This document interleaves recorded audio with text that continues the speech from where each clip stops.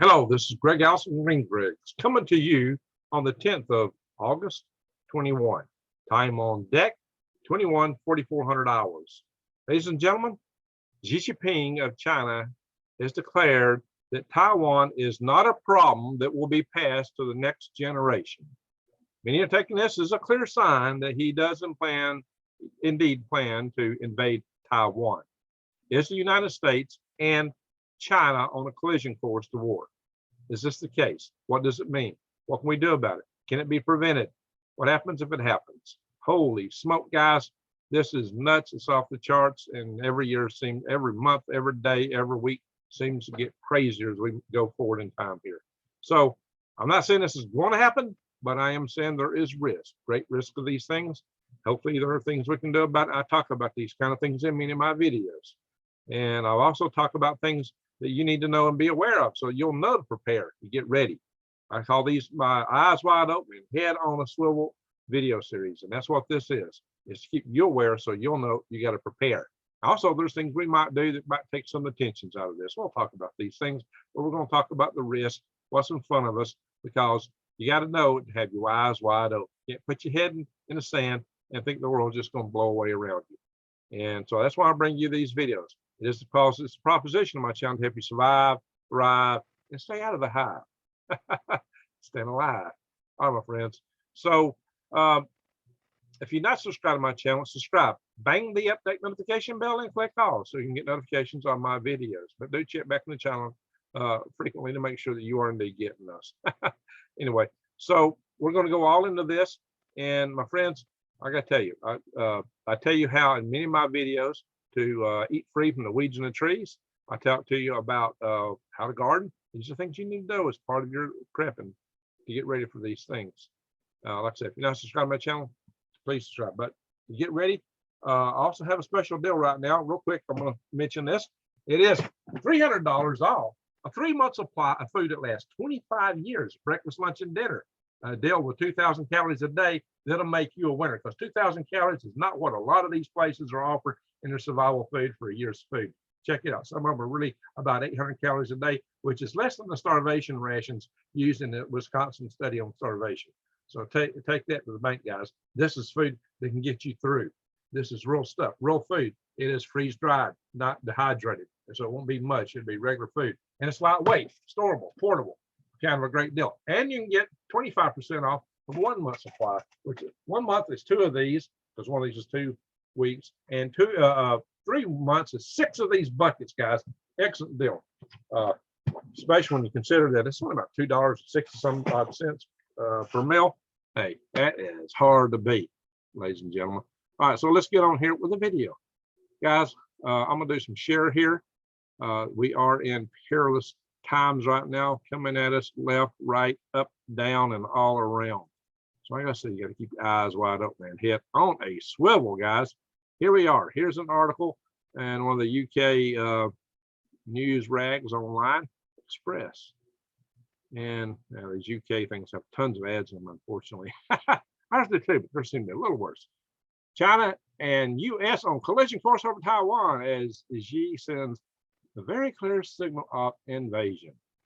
That's what they're claiming here. And they're going into this, a panel of experts question during a virtual meeting, the possibility of a war in Asia. And Professor Nick Bisley, Dean of the School of Humanities and Social Sciences, says Xi Jinping, he made it one in Taiwan, is not a problem to be passed down to the next generation. But there's other things that come out of this. It says, of course, Xi Jinping does not have term limits, so you can expect that, yeah, he's going to be there. He's planning to take care of this during his term. So here's what I find interesting. Dr. Orena Scholar Mastro, I'm probably murdering that name, sorry about that, a China expert at the Freeman Sporgili Institute for International Studies at Stanford University, said the U.S. is guaranteed to participate. He don't work for the State Department, so where does he get this? U.S. is guaranteed to participate. It's probably dealing with how our treaty partners would see us if we didn't stand up for Taiwan. So we're going to get more back into that too, because there's this whole thing of what happens if we try to save Taiwan and we fail. So we're going to cover a couple articles. One thinks we'll win and one thinks we'll fail. So who knows where this can go if this happens. I am not for war, guys. I just done 5 videos in a row which I didn't talk about any kind of conflict, for those that always accuse me of being fear-mongering. And one of my videos was extremely hope-mongering because I talked about a habitat that if you had it, you really wouldn't need anything from outside. If everybody lived in habitats like that, I don't think they could get anybody to fight in any country. So check out Green Greg's Universal Habitat video. That's one of the most sure roads to peace that we could possibly have in this world. So, but we'll talk more about other things that we can do to ensure peace down the road here, guys. But I am not for war. War is horrible. It's terrible. And the only people that have any advantage to get ahead from are the leaders of the world and the corporations that make money off this kind of crap. But we have to defend ourselves.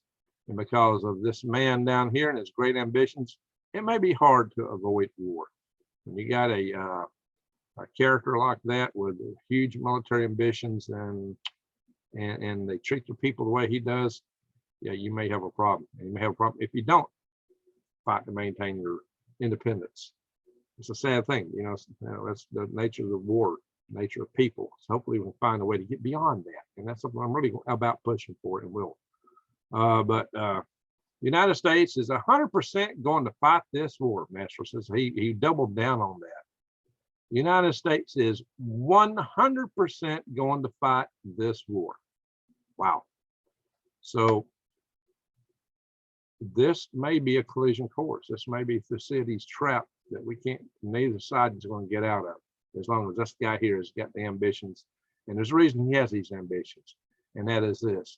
One of the main reasons China may actually go for this, Taiwan, is because they think they could win. But see, not only do they think they can win if we don't intervene, they're getting pretty confident that they will win even if the United States does intervene. So this, guys, and there's reasons for it, because a lot of our war games and war games they've probably done too, says we lose. But they're making some assumptions here. There's one of the Chinese aircraft carriers, the Liaoning, however you say it, Liaoning. So Liaoning, I guess that would be the best way to say it, Liaoning. I see they have that little up curled end there. Our aircraft carriers aren't built that way. Our aircraft carriers are bigger right now, but they're going to be building some bigger ones too. So it is possible that China can move before the United States even has time to respond. So that's what they're thinking about, response time. Now, you're going to see articles that counter this in their claims. But, Taiwan is right there next to China, although the strait is still pretty large between Taiwan and China. But Taiwan thinks they can get in there and do some, especially launch your missiles. And one of the key cornerstones of the Chinese defense posture in the area is anti-access aerial denial, AAAD, anti-access aerial denial, because they have interlocking missile launch sites and missile forces that can just rain missiles in that area, and they don't think that we can get through that area. They think that they have a tight defense and there's shield of missiles, basically. Not a true shield, but just they can make it rain missiles on anybody in the area and keep us out. But, there's plans and ideas for dealing with that too. But hey, I'm just telling you what's possible, what can go down. Again, I'm not for a war, guys. And we'll talk about how we can deter this and maybe not have a war. Same way we deterred the Soviet Union for generations. But if this man is heck bent, as it sounds, on invading Taiwan, then it might happen. The thing is, we need to make sure he thinks it's too expensive in any given moment to do it. And that might work. That just might work. There is a strategy that can let him even save face on these claims he's making. And in part, they're making these claims because they painted themselves in the corner with their hawks and some of their national leadership by making these claims for some time. And now these guys are practically demanding it. So, because they have the expectations of it.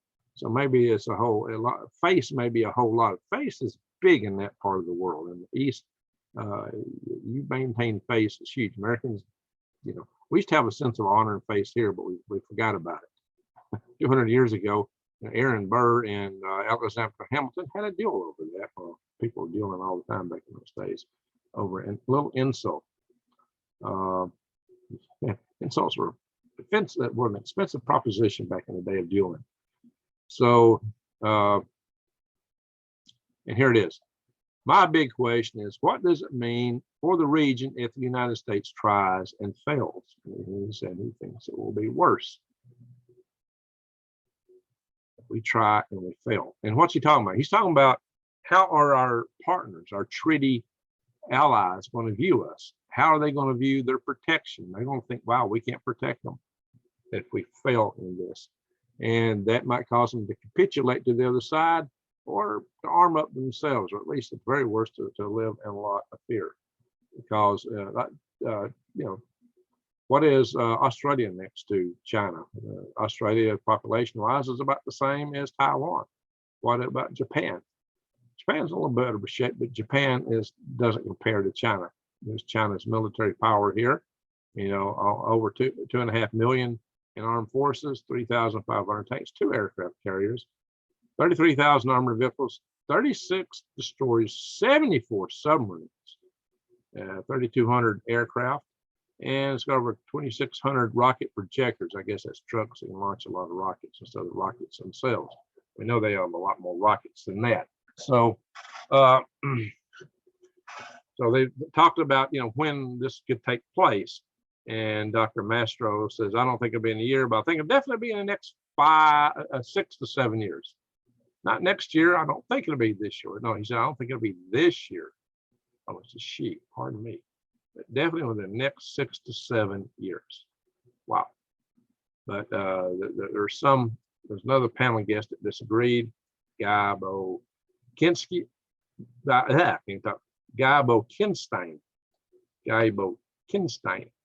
He's from the Northern Australia Fellow of the Asia Society. And he says it's not likely for 5 to 10 years, but he thinks it's definitely going to happen. He is in the category, oh yeah, it will happen. It just may take longer. But then again, what he's counting on is all the posturing that's going on in the area. So he says, pointing to evidence of China's actions, including incursions of Taiwan's airspace, warship circling the island, Mr. Bo Kinstein says that military posture will eventually lead to conflict. Why? Because miscalculation, mistake, or just the ratcheting up of tensions over time. You know, they tend to get higher and higher, and eventually something's going to pop. He says there's been a long strategic competition in the region for quite a while. Talking about the increase in activity. And he says at some point, something will give somewhere, whether on purpose or by accident. Now, accidents can happen many times. How can you be counting for your propositional accidents and give it time greater than 5 to 10 years? Hey, I don't know, but I don't have his PhD, so what can I say? Or the fellowship that he carries. But, you know, these people, you know, these analysts are quite often wrong. And so both of them may be way off base, but that's what they're saying. Okay, now this article is kind of shocking, but I don't take it literally. I think it's missing something huge. Japan ups the ante against China. Japan ups the ante against China. Well, I'm trying to say China and Taiwan together, not Taiwan. China plans to deploy nukes near Taiwan next year to defend Taiwan. Plans to deploy nukes. Now, really, I don't know where they get this, but this is the second article I've seen making this claim. But you know, sometimes somebody makes a claim out there in the news media, and all the other pundits and writers jump on it and run with it. I don't think I seriously doubt this. But what their article planning to do is deploy missiles. Missiles don't automatically invoke the notion of nukes, because as we know, Japan is not a nuclear nation. Although it is estimated that Japan could go nuclear rather fast if they chose to, because they have a whole lot of nuclear power plants, and I don't know what degree to which they ever reached in uranium. But Japan could go nuclear, and it said that they could do it like within a month from some sources. I don't know if that's the case or not. But also, there's nothing further down in this article that suggests that they're planning to use nuclear missiles. Missiles and nuclear missiles are 2 different things. And the type missiles that would be nuclear, the surface missiles that you'd expect, are not part of this are currently, well, they may be in the future, but they're not currently part of the missile force of this ground self-defense force. I already looked into that. But what they're talking about doing is going off this island, Ishigaki here, and putting in these missiles. This is the island of Ishigaki, if I'm saying that correct. And that they're planning to put missile bases there and other places. Now, this island is 300 kilometers off the coast of Taiwan. So it is relatively close to Taiwan. So Japan does have some islands in that area that are all contested by China, by the way. China is claiming the whole region out there in the ocean, including islands that have been under operational control of Japan since World War II ended, some of which were handed to Japan by the United States, like the Shinkaku Islands. So yeah, this Ishigaki is a bigger island. You can see from the picture, it actually has settlements on it. People are living here. This is a settled, developed island, unlike the Shinkakus, which has nobody living on as of yet. So the Japanese defense minister is reportedly planning to install electronic warfare unit on the Yonaguni Island, I'm not saying that right, by the end of 2023. Yeah, these missiles are talking about putting here by 2022, I think next year. Yeah, they plan to be operational in 2022. So we're talking within a year roughly, and have 500 to 600 troops of the Japanese self-defense force there. Guys, Japan is considering a takeover of Taiwan to be a direct threat to them, because they realize that they would have lost a major defense point, and Japan, China would have a huge leg up in being able to launch missiles from Taiwan into Japanese territories and control the sea lanes around there, the straits. And that really has got Japan unnerved. So this is in this region of Japan and China involved in the dispute over the Shinkaku Islands, or the Daya Yanti, as China likes to call them. So this has been going on, guys. But nukes, the fact is that China stepping up and planning to put missiles in it. Would that cause, perhaps, as I said, China, Japan is, would that cause China to want to act sooner? So this goes all into that missile proposition there. But nukes, yeah, I don't think so. But this is the second article that came out saying it. And this is in American Military News. I say, I have to check out this writer, this author who wrote this. You know, sometimes you start seeing a pattern by certain writers. Let's see who wrote this. Let's use it at the bottom. Oh, this came out of the Hindustan Times. So it just got recopied into an American military article. All right. Well, there you go. So who wrote this? I don't know. But UK is also wanting to up the ante. So UK is getting involved in this.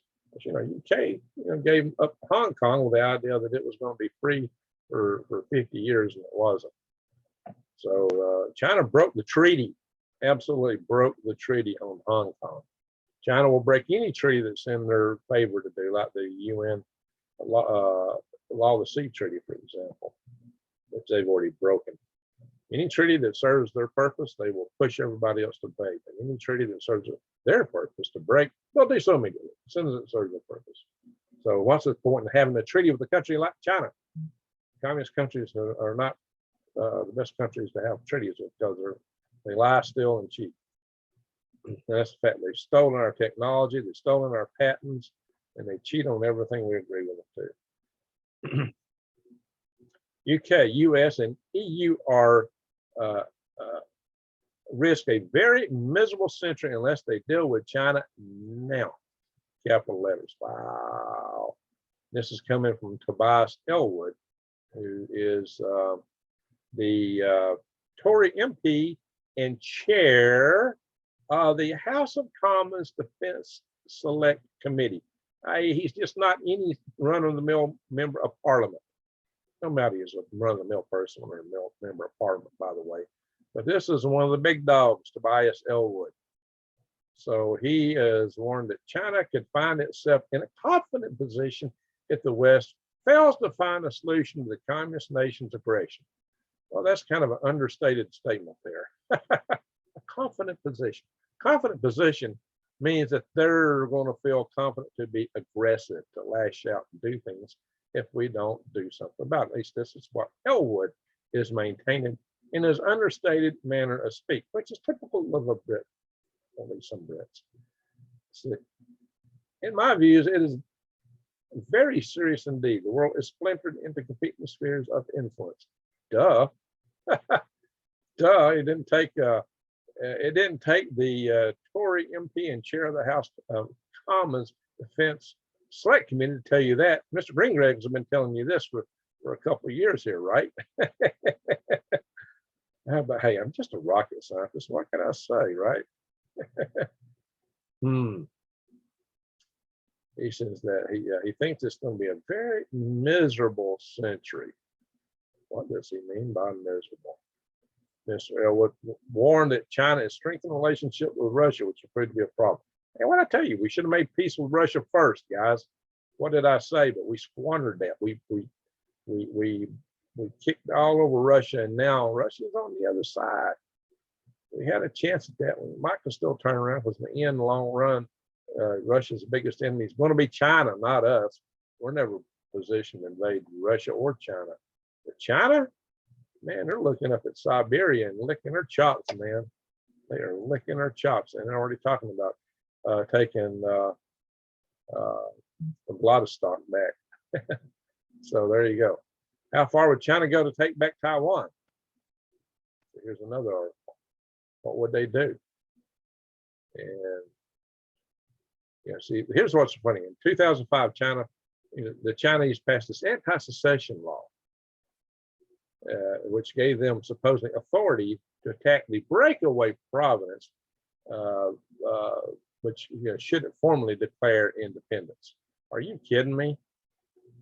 The People's Republic of China never had the Republic of China, which is the government of Taiwan, under their control ever. They've been separate for 7 decades, and the Republic of China predated the People's Republic of China, which was the insurgency that ran them out into exile on the island of Formosa, also known as Taiwan.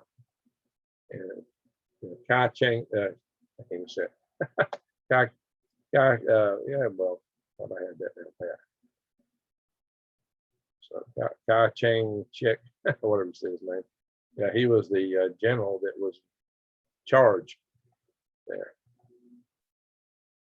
So I can't say that one. So I used to be able to say his name pretty readily. Anyway, so there's a realistic possibility that China could succeed and take over. Oh, is there realistic? Now, this article is saying one thing. Now, I'll show the article that goes on. Is there a realistic possibility that China could succeed and take over Taiwan? Maybe in part due to a combination of operational speed and the prospect of U.S. restraint. The United States is restraining in defense of Taiwan. Could China be a successful attempt to quickly overwhelm Taiwanese defenses before the U.S. forces could respond? If that happened, Beijing could manage to secure the island before a large counterattack was possible. This seems unlikely. That's a question. Given the sustained U.S. presence in the region and forward position of strike assets nearby. So this guy, this author, really thinks that the United States would prevail because of all the stuff that we've got positioned nearby. That he believes Taiwan has enough stuff to keep China at bay long enough that the United States could swoop in and save the day. Maybe, maybe not. But our simulations indicate that we don't fare well in this. In fact, each one had us losing and losing faster each time we ran them, supposedly. Fighter jets, bombers, and nearby carrier strike groups, along with U.S. provided long-range defense weapons on the island of Formosa, Taiwan, make it likely that any invasion might be repelled or prolonged enough to enable U.S. intervention. Now, if we can keep Xi Jinping believing this, if we can get them to think that's the case and believing it, then he's not likely to attack until he thinks he's got an advantage. And if we can push this off far enough into the future, we might totally avoid any invasion or attack. Okay, now I said I might as well say why. Because the population of China is aging. It's aging faster than any other population in the world, probably. And they're going to have a upside down country in terms of who's producing and who's needing help. And that's going to make it very expensive for China to do things. It's going to slow their economy down. It's going to slow their country down. And a lot of the young people in China picked up this practice of what's called lying down, basically. They're just not going to produce. They're not going to work. And the Chinese Communist Party sees it as a threat to their nation. And indeed it is. Of course, right now, this year, China's having floods even worse than last year. Their floods are really playing havoc on their agriculture and their manufacturing sectors, including this resurgence of the bug. And a lot of things are getting shut down. So China's in a rough spot this year. Now, sometimes a country will in a rough spot, and in order to distract from that, we'll lash out and do something big, but it makes it harder for them to do it. So will they attack this year? Again, I would say probably not. It could happen. It could happen. It could happen accidentally, but probably not. So they talk about Thailand not far from the Chinese mainland. Large numbers of U.S. surveillance assets. That's something the other articles don't talk about. Large numbers of U.S. surveillance assets, not to mention satellites, keep a constant bird-eye watch upon Chinese maneuvers. Any more preparations, large-scale force deployments, or initial transit toward Taiwan will likely be seen immediately by U.S. surveillance. Well, that's true, but China doesn't want to blind their eyes in the skies. They got anti-satellite weapons, EMP weapons, different things that take that out. So before they would do an attack, they would probably do it. Because that would also tip us off that something's about to go down. Of course, as I said, I think that maybe the first thing they would do is get somebody to do an EMP attack on us coming out of Venezuela or somewhere where it'd be deniable as to who did it. So, meanwhile, the United States has, in a comparatively massive uptick its own exercise in the region, dramatic increase in drone surveillance missions, bomber patrols, aircraft carrier. Yeah, we're getting in this area more and more. Obama actually started to pivot to the east, but is really going full tilt now. So the pivot to the east, as they called it back in the day, but we have really got a lot of stuff out there floating around in that area. While there's been serious concern about miscalculations, misunderstandings possible, unintended military confrontations, even exchange of fire, neither side is likely to give a go-ahead for any kind of a first strike.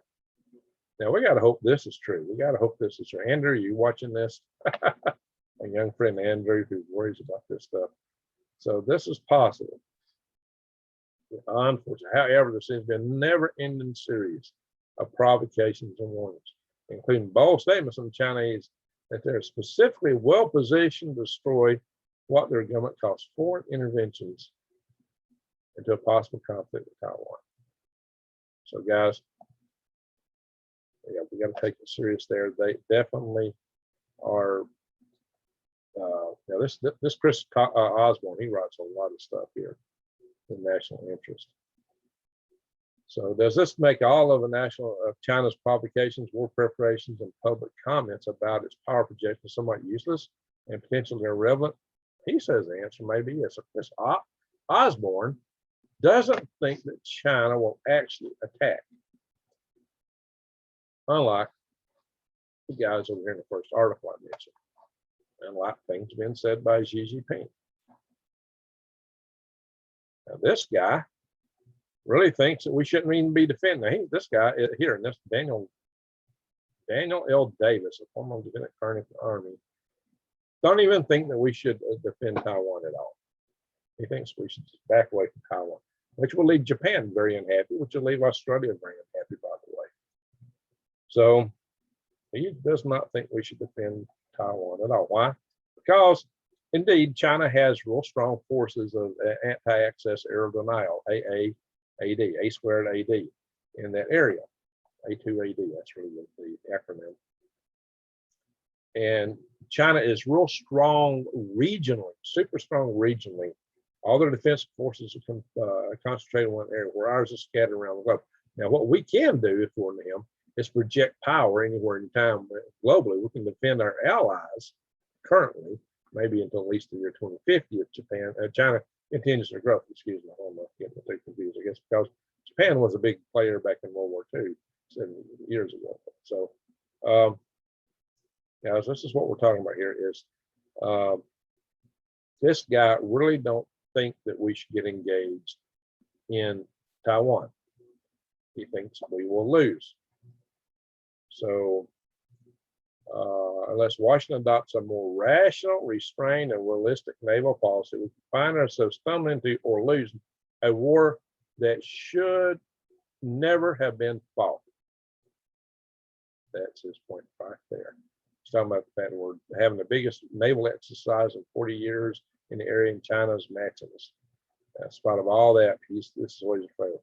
Regardless of whether anyone likes it or not, China's decades-long rise has produced a global power with which we must reckon. Yeah, they have advanced and developing nuclear arsenal. They have the world's largest economy. Maybe not. But we've always won by attrition, by outproducing our enemies. So if they have the biggest economy, that strategy may not work. But he does bring this up, and this is true. Hello, Andrew, are you watching? I hope Andrew's with us right now. This is the young man that's really been scared of these military tensions. This is what you need to know, Andrew, and this is why us old guys are a little more level-headed about it, not quite as worried as you are. The Soviet Union was dramatically more powerful than our modern-day China in both nuclear weapons, and the USSR had a staggering, indeed, it was true, 45,000, actually it's nuclear warheads, 45,000, so I'm going to stop off, 45,000, actually it was as recent as 1990 according to Wikipedia. While the Defense Department expects China to have comparatively, now I don't believe that, not by a long shot. I think they got a lot more than that. Dr. Peter Vincent Fry and I've talked about this. I do believe they have thousands right now, especially when you look at what they could put in these missile silos that they're apparently building. But, and the fact that their production probably kept going, they didn't stop at 200 warheads, probably not stopped production, decades ago, as these defense analysts are saying, oh, we got what we want to do, we'll stop producing. Yeah, China, what did I say about China? Do you trust them? I don't. So I think they've been producing all along, probably ramping up production. So the conventional military power, Russia had 6 million men spread about its empire. Well, they did, and their empire wasn't as big as ours. China has 2 million. China can actually bring in a lot more people. But on the other flip side, these 2 million soldiers that China has actually is 2.6 million. This guy missed that. We saw that earlier. Those soldiers are, little princes, little emperors, because they're the only child of a couple that, they had a boy so they could have most of the boys, I'd say, in the military, so that they can have somebody to take care of them. And so that's the person that's going to take care of mom and dad. And if he dies in a conflict, mom and dad's going to be without, and they're not going to be happy campers. So, and these little emperors have been spoiled. So it's going to be interesting to see if they can really fight a war. Of course, they're fighting against a woke army, so maybe they can. The Red Army could have destroyed. This is the Russian army, the United States 20 times over with nuclear weapons, and had their modern mechanized units stationed directly across the border. Yeah, they were there at the border. When I was in the army, we worried about what happens if the balloon goes up and we get into it with Russia. And because they so outnumbered us in troops, we would not disavow first strike capability, because it was the only way to deter the Soviets from running into Europe. Was the idea that we claimed that we would do a first strike if they rolled in. That kept them from rolling. And something like that may keep China from rolling into, or boating over into Taiwan. So it's peace through strength, through deterrence, through the threat of what you would do. If you're there, well, we're not going to do anything. I don't know what we'll do. We're afraid to commit. Do we protect them? Do we not? We got such ambiguity with the whole relationship with Taiwan. It might entice them just over that. We should be forthwith. And I say the best way to defend Taiwan is to say you'll defend Taiwan and do it to the hilt and position forces to the point that China would say, hey, it ain't worth it. That worked with Russia. Russia was far superior numerically. They could have wiped us out and cleaned their clock, but then we started developing Star Wars, a program run by my friend Hank Cooper, who I've interviewed on this channel. And that program, was directed by, you know, directed by President Reagan. Scared the Soviet Union. They could not compete economically with us to that level because their economy was puny compared to ours, like maybe ours will be to China one day if we're not careful. But that caused the Soviet Union to collapse, trying to keep up with all that. So my friend Hank Cooper, who helped break down the Soviet Union, is trying to help us to get our power grid secured these days. And he's also the one who's come up with the most effective discussion on how to do that. So go back and scan my videos for Hank Cooper's interview, guys. It's telling you how to get your power grid hardened. Who else brings you that? Everybody else just tells you to run and be scared and hide in the mountains and buy food. Well, yeah, it's important. You should buy the food. You should get rid of it. You should have a bug in, bug out strategy. But we should also take it on the flip side and try to stop these things from happening in the first place. That's where I come from, guys. And we're going to talk about that here. How do we keep this stuff from happening? So this guy, though, but he just maintains that he's talking to Sims, so we got our handed to us to fight with China. And then after that, he says, we're going to lose fast. The second one, each time we did it, fell miserable, and it happened faster and faster. But, again, it would have been the same way to the Russians had we gave up our first strike capacity. Now, a lot of people in DC want us to say that we're not going to do a first strike. Well, if we claim that, then it would encourage countries like China. China originally claimed they wouldn't do a first strike. They also claimed they'd never make a threat. China said they'd never make a threat to a non-nuclear state. Well, guess what? They had already broke that because they actually threatened to nuke Japan. Maybe Japan will kill us some nukes and put them over here on this island right here. Yeah. Maybe they'll do it. Ooh, I hope it don't come to that. Guys, we got too many nukes in the world. Really too many countries facing off against each other with nukes. Last thing we need is tons more, because it just multiplies the probability that something will go wrong by accident or otherwise. And so here it is. See, during the Cold War, the Soviet Union bankrupted itself with obsessive need to match U.S. capabilities, such as ballistic missile defense. And this article claims China won't make that mistake. Their goal is dominance, not competition. They're not going to compete with us. So it talks here about instilling our technology, but only selectively, instilling the technology that best serves them. So talks about now China's getting the area refueling, so they can project their forces more.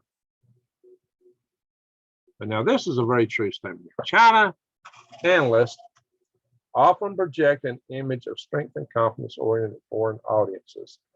It's not always reflective of the genuine assets of their own assessment of their own remaining weaknesses. And guys, like I said, hey, their army is made up of soldiers that haven't fought in the war. They're little emperors, and they do have some weaknesses. And let me stop the share. So what's the main thing you can do? What can you do to discourage warfare with China? I say take the wind out of their sails. Our trade with them and the trade of other countries is what's put the gas in their tanks to fuel their military ambitions. They don't need an embargo. Just quit buying their junk, everybody. Quit buying their junk. Spend your money local. I've been saying it before I started talking about China. Spend your money local. It's the best thing you can do for the environment, for your neighborhood, for your friends, for your community, and yourself. Why? It might cost a little bit more. For some things you buy local.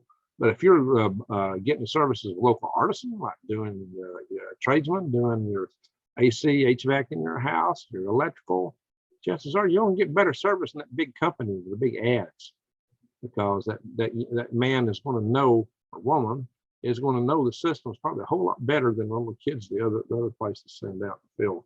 So yeah, everybody's got to start somewhere. Yeah, I agree with that.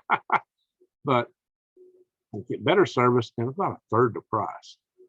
But they're being wiped out. These independent businesses are being wiped out by the requirements that they take maybe 20 different tests for certifications, pay license fees of $1,000 to $2,000 per test. that adds up in a hurry. It gets to be very hard for them to do business serving. So, everything's about squashing the little guy. Well, let's turn that trend around. Help the little guys. Go to the local farmers market. Buy from the farmer next door. Buy from the mom and pop shop downtown. Quit going to the big box stores. Help the local people as much as you can. It also means that stuff won't have to be trucked so far. We support local resources, guys. I want to also throw in my normal little caveat here, my disclaimer. There's good people everywhere on earth, of every race, color, and creed, of every religion, every background. There's people that will give you the shirt off their back anywhere you go in the world. There's people like that. But, there are places that where they've been cultured and trained to hate us. In North Korea, all they've heard growing up was how bad America is. One of these days, we'll see how they'll have a change of heart when they see the difference in what they've been told. But right now, they're mentally conditioned, but there's still good people there. So, and that's the whole thing that's wrong with war. There's good people everywhere, innocent people. They suffer. Even soldiers on the other side, they're just people too. They're trying to make a living. And it's important to defend your country. And, some of them are feeling, that. But, service to these oligarchs, these power brokers, that lacks something, my friends. That really lacks something. So, I've been in the military. My son was in the Army. I was in the Army. My dad was in World War II. His dad was in World War I. His dad was born a year before Union troops burnt the area he grew up in. Mountain yeoman farmers that didn't have slaves, by the way. Their homes were burnt just like anybody else. So, yeah, we've had tough times. War is not pretty. There's nothing glorious about warfare. But sometimes you have to fight to defend your home, defend yourselves and your freedoms. Freedom. And some people say, well, why put your neck out for freedom? Because without freedom, you suddenly find yourself totally overrun by somebody who will take everything away from you, including your life eventually. Ask the Jews, under the Nazis. Yeah, eventually those in power really get calloused because what floats.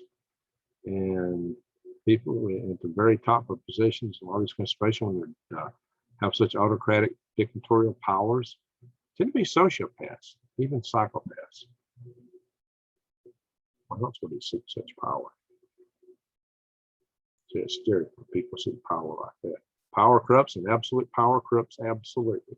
If the person was totally really good person trying to help to begin with, over time that's going to break down.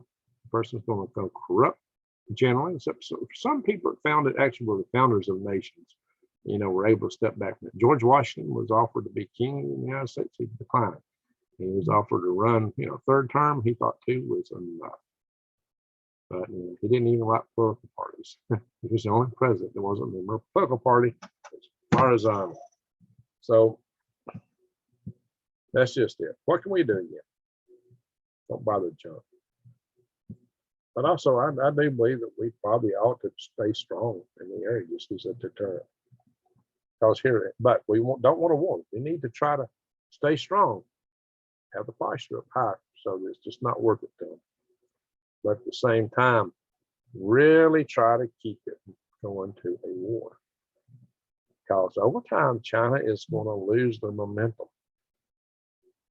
It happens sooner rather than later, because they're trying to purify the internal business organizations. The Xi Jinping has clamped down on a lot of big companies, Jack Ma, the high-tech businesses, in order to make sure they're more in line with the policies of the CCP, that they are in lockstep with the CCP. That's what Chinese Communist Party is all about, power. And they're trying to consolidate that, make sure they still got an iron fist on that. So that, though, can hurt their economy. This laying down movement in China can hurt their economy. The graying will put a time limit of all this stuff can happen. So their deadline, which they plan to have all this done, is by 2050. And Xi Jinping would probably like to get it done sometime before then, because he may not have the expectation of being alive and in power by 2050, or maybe 2030. But as you get closer to that point, China gets to be less able of actually doing it. So as long as he can say, well, we're going to do it by then and just cast it out, maybe he can save face. And when that year actually rolls around, well, we just ain't got to do it with, guys. We got to take care of our people at home. We got to take care of all these elderly people. And then, you know what, those elderly people are, yeah, you got to take care of us. So maybe they'll pull it off and can save face with it and not have just have a war. Especially if they take them in themselves. By stop buying their junk, you know. Like I said, spend your dollars locally. Help your local people as much as you can.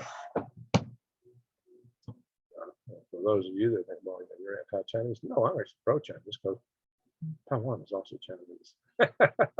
We're definitely Chinese. There's as much Chinese as they were the original country. The Republic of China is Taiwan. They are Chinese. Both are Chinese, guys. And they're beautiful people in China. I've dated 3 Chinese women myself, and I have no complaints about any of them. Beautiful people in China. And I turned my club over that I ran for 23 years to a guy from China. He eventually turned it back over to me. But then I managed to pass the baton to some other young men. But that's why I've been male fights and stuff, which I found it some long time ago. Actually, I turned over Drake. He was vice president, so he was in line for it. So, you know, I got this for founding a group. This is a 30-year recognition that we got some time back, 2013. It's been almost 40 years now. There you go. That was a group. We started the Halo program that launched hybrid rockets and LP brains. We spun a company off called HART. Yeah. Here's one of my rocket motors. This is a hybrid fuel brain right here. It was burned for our high altitude research corporation Cat Surprise rocket. This was the test motor. Yeah, we actually fired it at Dress Airstrip, less than a mile from my house here. All right, guys, enough said about all that. I do believe we can deter China, but I believe we got to try more too. But we could fail. We could wind up in a war with us. Xi Jinping is very aggressive in his intentions. It could go very bad. And a lot of people don't see any way out. They really believe it's going to go bad. So the best thing you can do is hope for the best, pray for the best, spend your money locally, you know, and try to talk to your congressman about making sure that we both stay strong, but work to avoid a war at the same time, and prep, get ready, just in case we fail, in case we go to war. That's one of the first things that will happen will be electromagnetic pulse to take our grid down, most likely. I hope that's wrong. Let's hope the whole thing would be conventional and maintained over there. But that's a lot to ask for in this day and time of hacking and everything. Warfare these days will be very different than any war we've ever known. It will include a lot of hacking, drones, drone swarms, sleeper cells all over the world, and biowarfare. Yeah, biowarfare. Some say the Chinese have developed genetic warfare techniques. Oh yeah, and by the way, China's got dossiers on all of us. Yeah, that's been said too now. So what would they do? They'd be trying to blackmail people in this country. They've got too much land in this country. They got too much power. They own too many companies in America. We got to take it back. It's nothing like that. We got to take back America and make sure that they don't take it. But we've also got to maintain our freedoms. All right, my friends. We'll do more on this topic, but we'll try to cover some other things too. That's it. 5 videos, no discussion of any kind of conflict, guys, and a very big hopeful video on my habitat. So make sure you watch it. All right, everyone. Thank you very much for watching, and have an awesome night.